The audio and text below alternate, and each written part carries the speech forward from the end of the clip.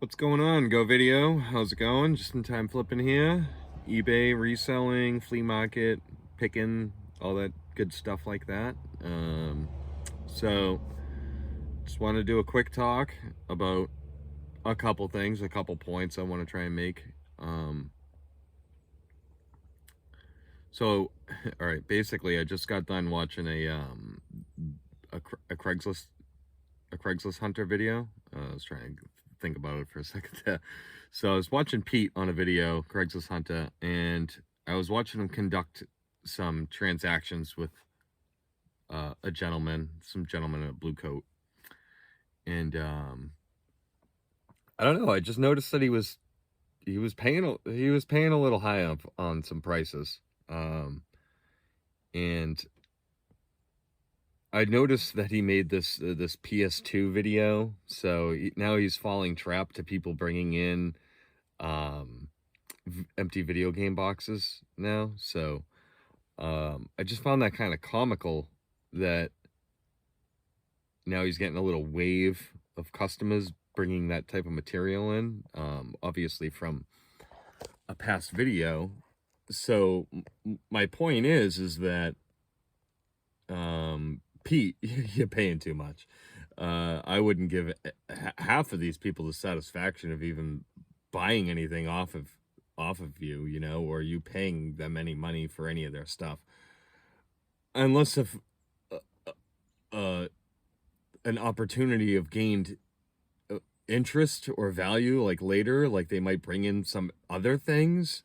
But I'm just like watching you guys conduct this operation, watching you conduct these sales and purchases or whatever, and I don't know, it was kind of cringy. um I mean, a lot of that stuff you could have researched in 5 minutes, and it looked like you put 2 minutes into it. And I don't know, like, what's going on over there. um I feel like you're you're falling trap a little bit here to being the nice guy, and this game is not for nice guys. I mean, yeah, you can be nice and you can be cordial, but when it comes to operation and rotation, there's certain numbers that you need to achieve, and you weren't achieving them within what I was witnessing. And I know you don't need that inventory, and you're probably just being nice to the guy, but there comes like a time to where you're either you just can't be nice to everybody like that. What are you gonna buy everyone's boxes? Empty console boxes. You can have guys jumping in dumpsters and bringing you all kinds of weird stuff. I don't know. I'm just saying, sometimes people make YouTube videos and it creates their own problems, I guess.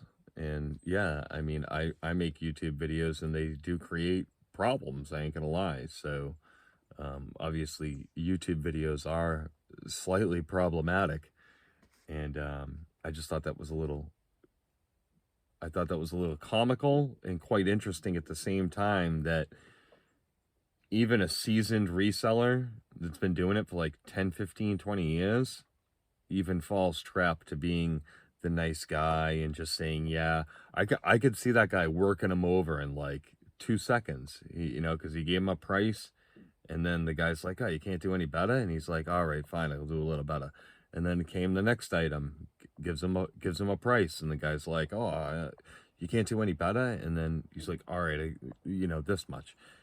It's like, you got to draw a line like a car dealer. Like, I don't know, like, that's how you get the deal on the car, is you draw the line and you walk away. Like, you should have told that guy to kick rocks, like, or bought all that in one pile, $100.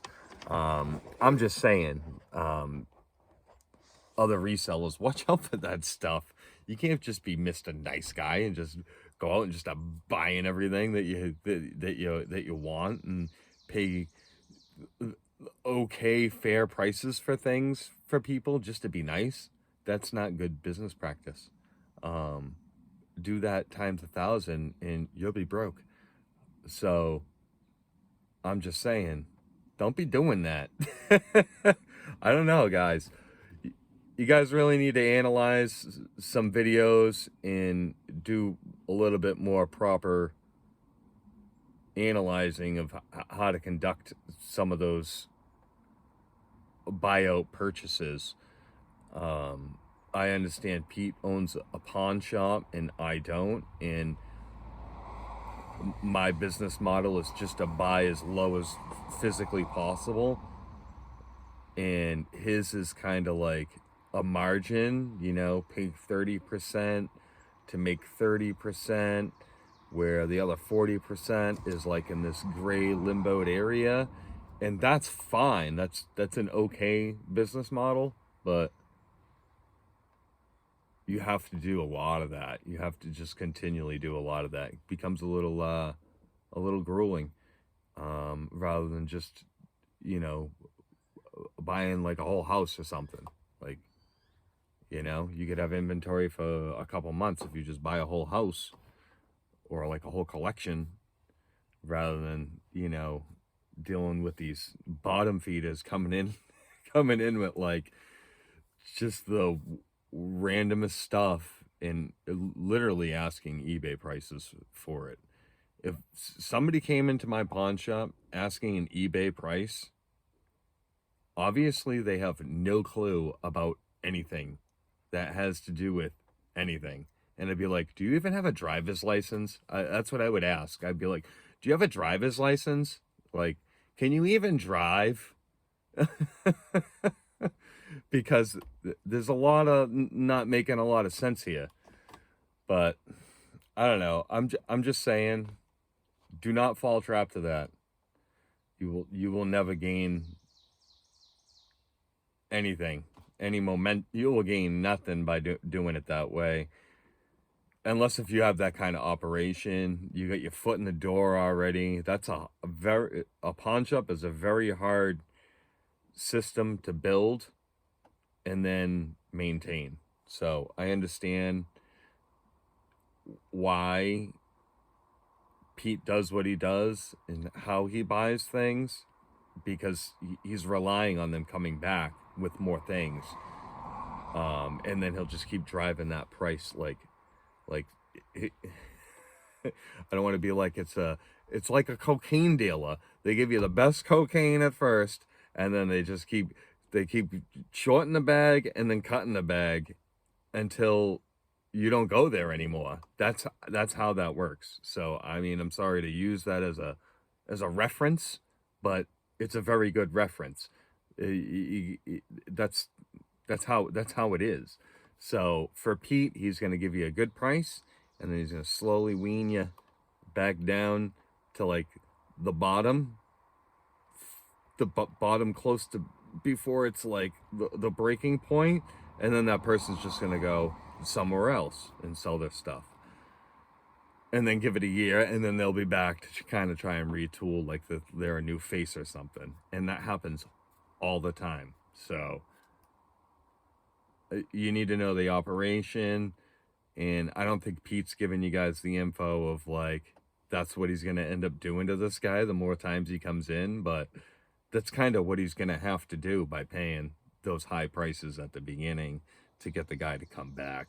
And I think that's what he was doing with that, but I don't know. It set a bad taste in my mouth, obviously, because I'm making a video on it, and I just didn't like. I don't want to be like I didn't like the guy selling the goods, but he seemed a little desperate. And when desperate times call for desperate measures, it's like you don't give him the whole enchilada. You give him a little gravy and like a little piece of bread. That's it, you know. But anyway, thanks for watching. It was a quick little ramble. I just wanted to make some points on some of that for you guys that are, you know, looking to step up your game in the reselling industry. Keep picking. Buy low as possible. That's going to be your first trick, is to paying the ultimate low. And you're not praying for people that are, you know, sickly coming in and selling their goods. You're looking for somebody that's just ready to sell. That's who you want. They're ready to sell. They're ready to move it. That's it. They don't want it no more. And that's the buyer. I mean, that's the seller you want. Because any other seller is just a different, it's just a different beast. That's what I got. Thanks. Peace.